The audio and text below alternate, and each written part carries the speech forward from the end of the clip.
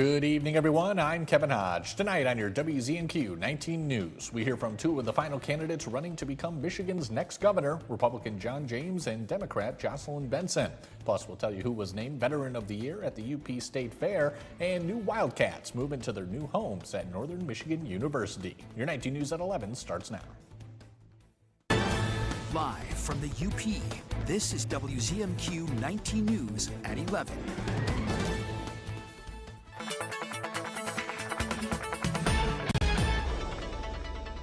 And a first look at your forecast, definitely looking at an unsettled weather pattern for especially tomorrow, but continuing through the weekend. But what you need to know as you plan your Friday is just have the rain gear and keep your eye on the skies. It's not a washout, but we do have a few different rounds of showers and even thunderstorms. The thunderstorm possibility is more likely into the evening.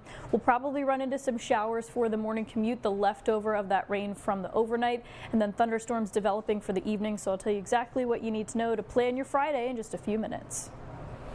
Kelly, thank you very much. Michigan's next governor will inherit a state where voters say the cost of living is top of mind. Both candidates for governor are building their campaigns around that same concern, just from opposite ends of the state. Our Michigan Capitol correspondent Sophia Murphy takes us inside both campaigns' pitch to voters. From the Upper Peninsula to Metro Detroit, the message on the campaign trail sounds familiar this year. It's about what Michiganders are paying, not just who's running. It costs an additional $115,000. You think Upers can afford that? Absolutely not. James says state regulations are adding tens of thousands of dollars to the price of a new home before construction even starts. The Republican nominee endorsed by President Trump says housing is just one piece of a broader affordability pitch that also includes energy and healthcare costs. When you look at the energy regulations that are driving up costs for heating your home in the wintertime, Upers can't afford that. The Democrat nominee, Michigan Secretary of State Jocelyn Benson, also made multiple campaign stops this week. The job of the next governor of Michigan is going to be showing up for every community in this state and building a government that looks like every community in this state. Benson is making a similar affordability argument, but directing it at a different set of voters. We need to change direction. The status quo isn't working for the UP or anyone else in this state. And so having a leader who understands what it takes to unify Michiganders. With about 11 weeks until Election Day, both campaigns say affordability will decide who Upers and Michiganders statewide send to the governor's office in January. From Michigan's capital, Sophia Murphy, WZMQ 19 News. Today was Honored Citizens Day at the UP State Fair, which began with the annual UP Veteran of the Year ceremony. Retired Air Force Master Sergeant Steve K. Charney received this year's honor. He has dedicated his life to serving local veterans as part of county organizations like the Veterans Council, the Soldiers and Sailors Relief Committee, the Veterans Trust Fund Committee, and the VA Committee. K. Charney says it is a humbling experience to be selected among so many Upper Peninsula veterans who have selflessly served their country. I may have been selected for this award this year, but I know for certain just how many deserving veterans are out there in the UP. All of them working just as hard as I am in trying to give back to their fellow vets and striving to make their communities better through their actions. Thank you for what you have done for our nation. Several Michigan legislators thanked K. Charney for his service, including Jack Bergman, Ed McBroom, Dave Preston, and Carl Bonack. He also received a golden ticket to attend a UP honor flight to Washington, D.C. Another highlight of Honored Citizens Day was a ticketed luncheon with Lieutenant Governor Garland Gilchrist. He addressed some of the key issues facing Michiganders and discussed the work being done at the state level to improve their situations. Our Escanaba Bureau reporter Lily Simmons reports. Every single table here is full of people who've advocated for higher quality of life in the Upper Peninsula. Gilchrist says one critical method of improving quality of life for Michigan families is affordable child care. There are families all across this peninsula who pay more for child care than they do for their mortgage. He says in recent years, Michigan has made the most progress toward expanded access to child care in a generation. We've opened up more new centers, we have more new professionals, and there are more new slots than we've ever had.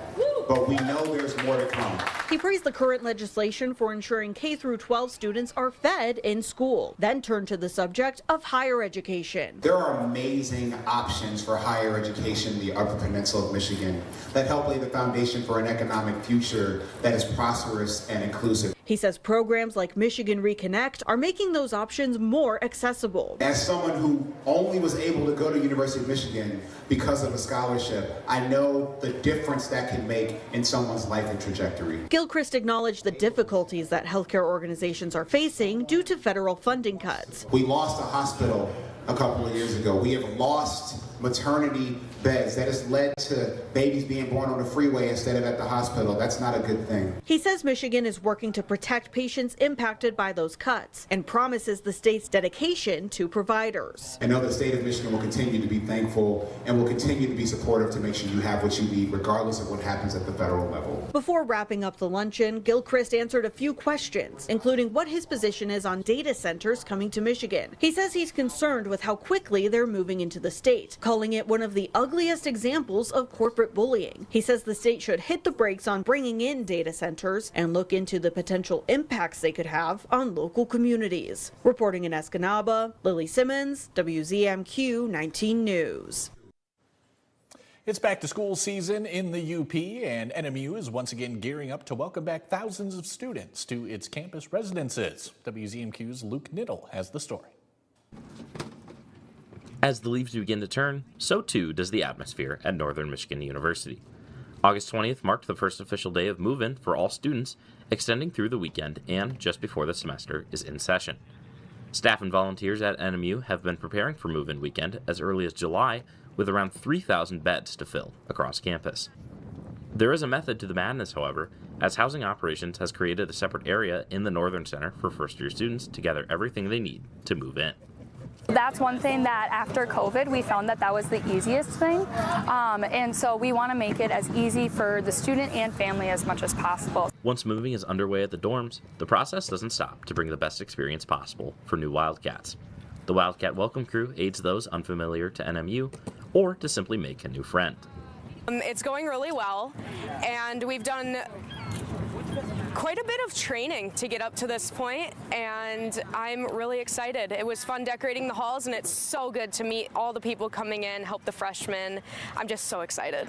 Being able to make a difference in someone's day is the goal for everyone wearing yellow shirts around campus during move-in weekend.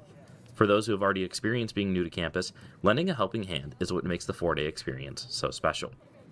You can really make a difference in someone's day, especially if they're nervous about going to a new place. And for me, last year I didn't know anyone here, so it was really nice to have people that were so welcoming and just like, yeah, that smiling face. It was really important. Even through the chaos of starting a new chapter, being welcomed as a Wildcat is the most important part of Northern Kickoff. Reporting in Marquette, Luke Niddle, WZMQ 19 News. As the city of Marquette prepares for fall and the start of new semesters, local artists and bands gathered together for a night of music. Tonight's gathering marked the first Music on 3rd of the season after smoke from the Canadian wildfires canceled the event last month. Held on the third Thursday every month, usually from July to September, this night's turnout proved to be record-breaking. Over 50 bands and musicians submitted an application to play in the festivities. A good way to kind of get entry into the music scene, for people to see you in a barrier-free, platform. And oftentimes I hear back that, yeah, they then start getting bookings throughout the county. So it's always really good to see that. Music on 3rd Street will continue its next event planned for September 17th. Kelly Rowland has your first warning weather forecast after the break. Plus, in this week's Medical Minute, we get some boating safety tips from OSF Healthcare and how screen time is shrinking our attention spans. We'll be right back.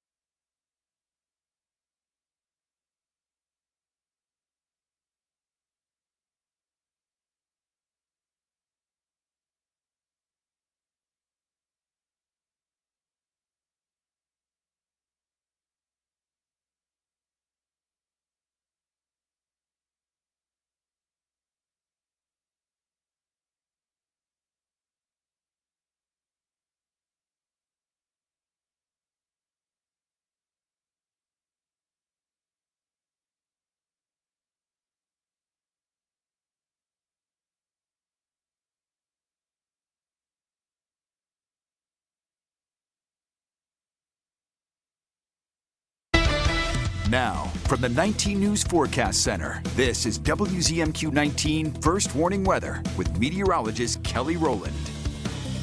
And welcome back. We rounded off our temperature at 78 for the high. The average is 74. So I think this is probably the last day, at least for the rest of the week and into the weekend, where we are a few degrees above that average. We do have some cooling pattern and some unsettled weather into the weekend. It's not a washout. And remember, we only have 5 weekends left until the fall equinox. So I know there's probably a lot of the kiddos already back to school or very soon.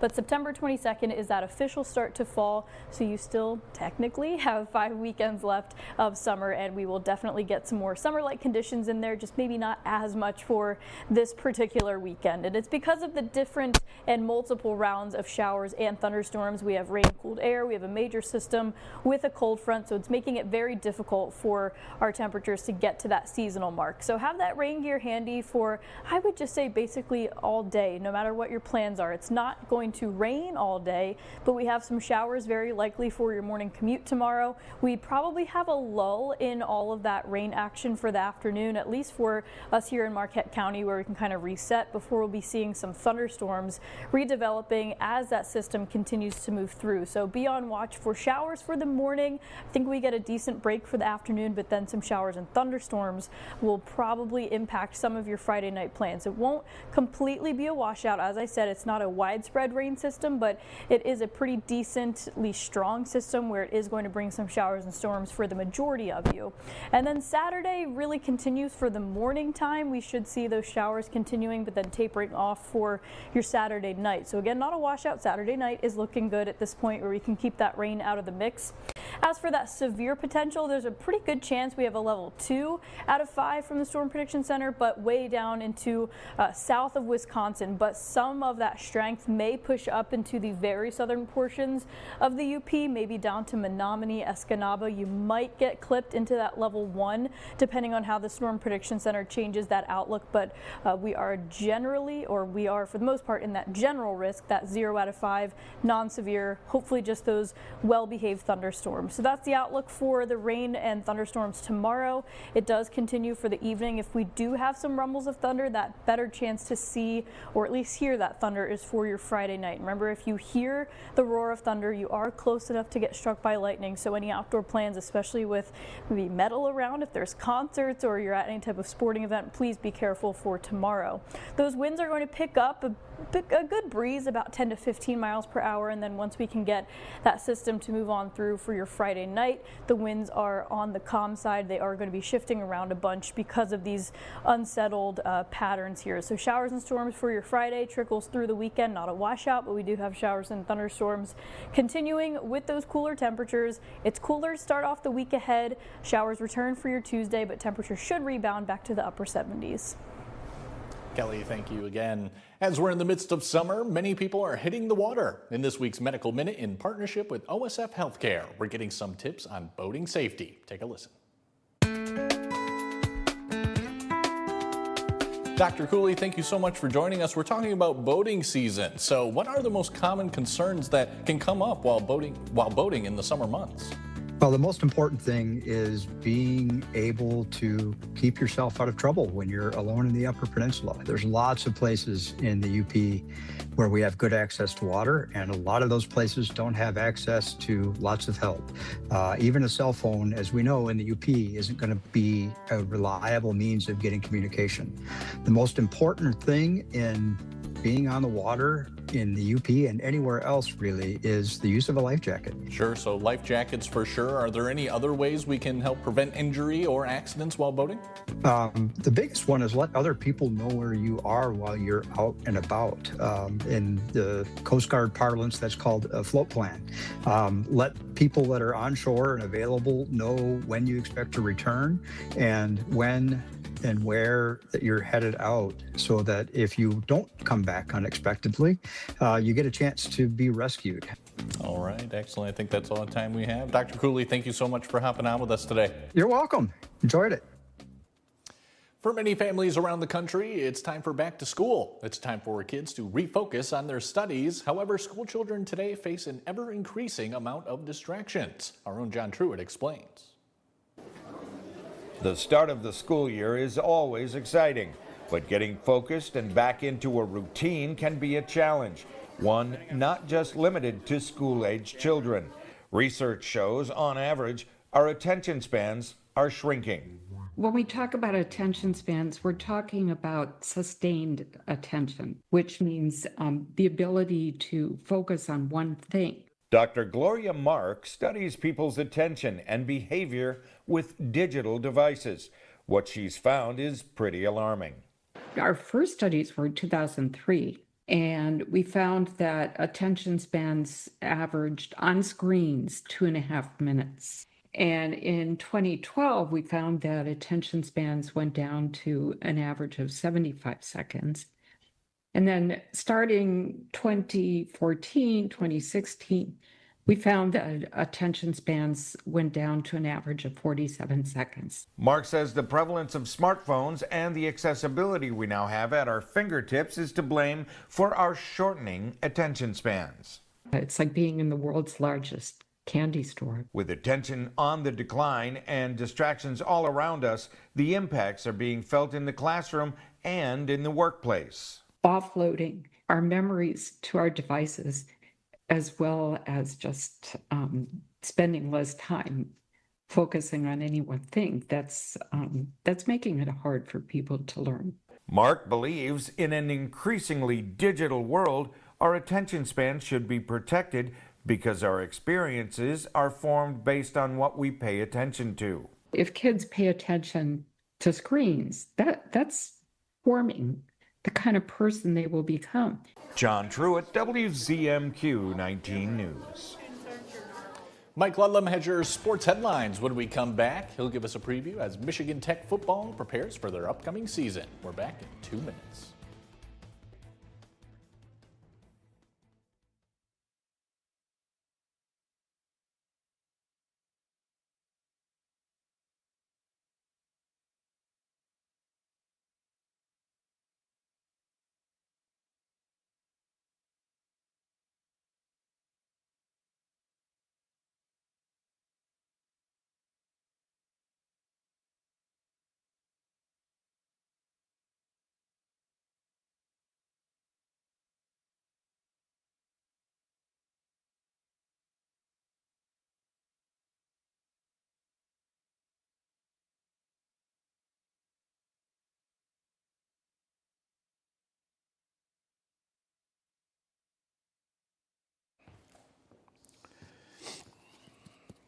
Greetings, greetings, greetings, greetings. It is Thursday night.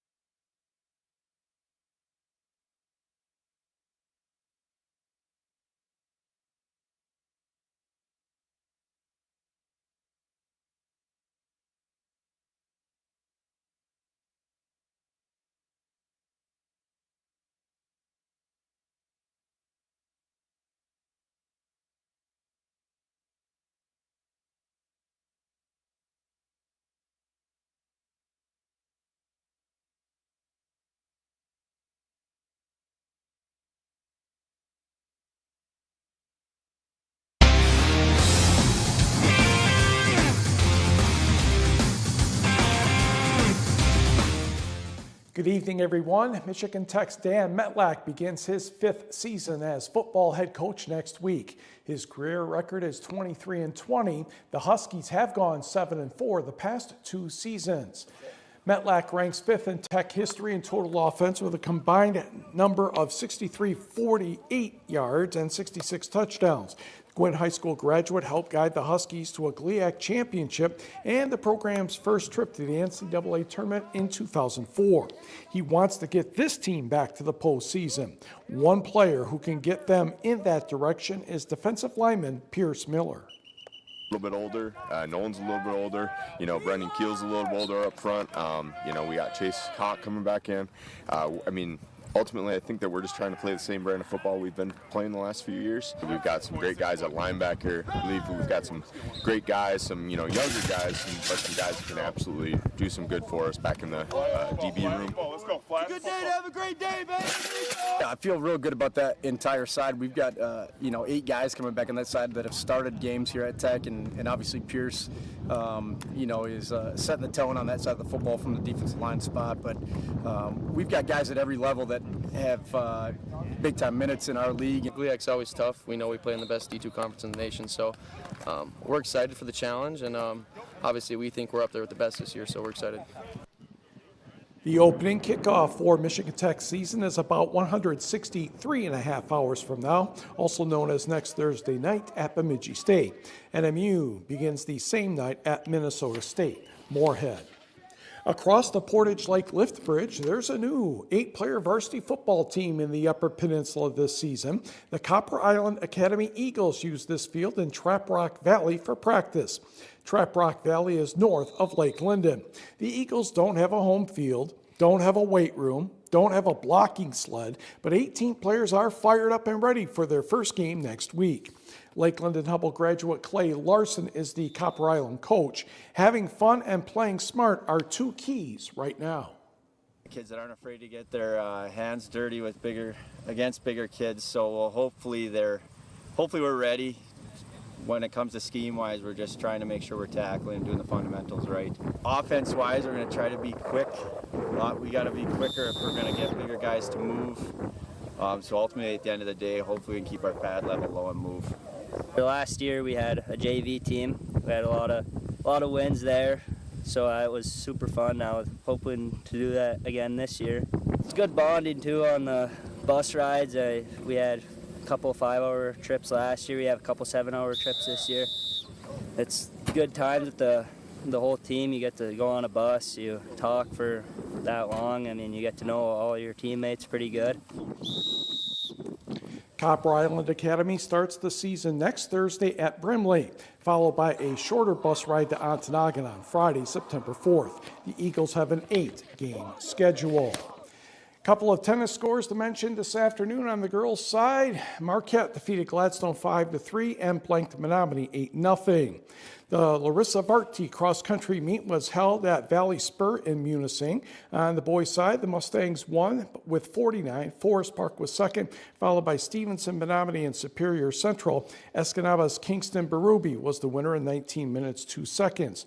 For the girls, just 3 full teams. Munising outdistanced Superior Central and Menominee. Menominee's Winley Brandt the winner there with 21 minutes and 12 seconds. The Calumet High School volleyball team did something rather unusual last season. The Copper Kings lost in the district tournament. They had won 13 districts in a row, but Calumet's reputation is so good, it still received honorable mention votes in the first statewide poll in Division III this season. The Copper Kings are ready to bounce back this fall. We have some height. We have really good ball control, I think. Our libero, Jess Anderson, is back. She's doing a great job. And good senior leadership across the front row and from the setting position too. There's 3 of us who are on our 3rd year this year, and I just think last year it's going to help us to push forward with having like a growing year and going through some growing pains, and I think that we'll be able to come back a lot more confident and know what to expect and where we need to improve moving forward this year. Copper Kings have a long bus ride to start the season Saturday at the Cadillac Invitational. Other invites will take place at Munising and Kingsford. NMU hockey head coach Dave Scheik has announced 6 transfers and 8 freshmen will join the team this season. Noah Houle is a defenseman who played at Clarkson and Lindenwood. He battled injuries last season. Forward Brandon Piku joins the Wildcats from Lake Superior State. 8 goals and 9 assists for the Lakers a year ago in 34 games. Forward Brendan Lamb played 2 seasons at Mercyhurst. He had 7 goals and 5 assists with the other Lakers. Forward Riley Kotai is from the University of British Columbia. 12 goals, 12 assists, and a +12 ± rating last year as a freshman. Defenseman Ian Engel was at North Dakota last season, had trouble getting into the lineup. Engel led the Bismarck Bobcats of the NAHL to a Robertson Cup. And forward Merrill Steenery joins NMU from Colorado College. He skated in 16 games a year ago. To the freshman, Jason Davenport played for Des Moines of the USHL. He's described as big, mobile, and smart, 2 goals and 12 assists for the Buccaneers. Center Coster Dunn had 55 points for the Seattle Thunderbirds in each of the past 2 seasons. Forward Nicholas Goodmanson played for the Winkler Flyers of the Manitoba Junior Hockey League. MVP with 29 goals and 45 assists. Defenseman Derek Olson played for the USHL's Sioux City Musketeers and the BCHL's Chilliwack Chiefs. On the next page, forward Appo Katavisto is from Espoo, Finland, led his team to a championship and was the MVP in the playoffs. Defenseman Evan Debate is from Granby on Quebec, 200 games of experience with the Moncton Wildcats among those teams. Forward Owen Pitters played for Aberdeen in the NHL, 24 goals and 30 assists. And forward Adam Zabi is from Karvina, Czechia. He had 22 goals and 27 assists for the BCHL's Cranbrook Bucks. The Milwaukee Brewers wrapping up their series this afternoon against the Seattle Mariners, and a good start in the bottom of the first inning. Gary Sanchez puts one down the left field line. That is going to bring home 2 runs on the double, and the Brewers off to a good start with a 2-0 lead. Still in the bottom of the first, up 3-0. Garrett Mitchell finds one, and he's going to put this one in the outfield, down the right field line. 2 runs will score on this one to make it 5-0. Seattle had a comeback, but Milwaukee took care of business, winning this one by the score of 7-4, and we will be right back.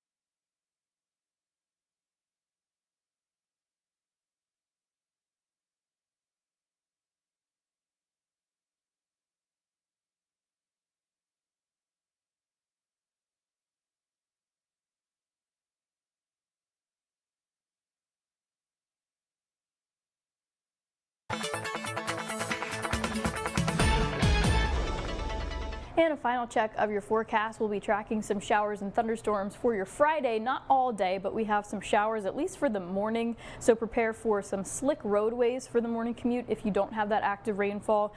Some of us will be seeing the rain for the morning. It is going to start off cool, so those low temperatures overnight will be into the lower 60s. We should raise it up to the mid 70s, but we do have that rain-cooled air and those winds from the north that will be making it tough to see those seasonal temperatures. So Friday evening, evening is that best chance for thunderstorms. We may see a little bit of a cell having that potential to reach the severe criteria, but we do have a general thunderstorm risk, and hopefully those showers will taper off by your Saturday night. Here's that general risk from the Storm Prediction Center. Maybe the southern portions of the UP will have that better chance of seeing a severe storm, but nevertheless, keep your eye on the sky for any outdoor plans for tomorrow. Leftover drops into Saturday. That cooler air really settles in for your Sunday. Kelly, thank you again. And finally tonight, a knitting shop in downtown Ishpeming finally received its proper welcome this afternoon. Snow Day Fibers held its ribbon cutting at 200 East Division Street months after first opening its doors last November. Owner Kimmy Conrad, an elementary school teacher by day, shares the space with a fellow business owner and friend. The shop sells yarn, knitting material, and indie-dyed fibers from the Great Lakes region. They also host weekly fiber circles and open stitch sessions. The reason I named this shop Snow Day Fibers is, for me as a teacher, the snow days feel like really special days where I get to sit home and knit and kind of like almost like stolen or like saved precious time for crafting. And so I want other people then to have an opportunity when they come in here to feel like they too can carve out some space for themselves. Snow Day Fibers is open Wednesday through Saturday. That's it for now, everyone. Have a great night.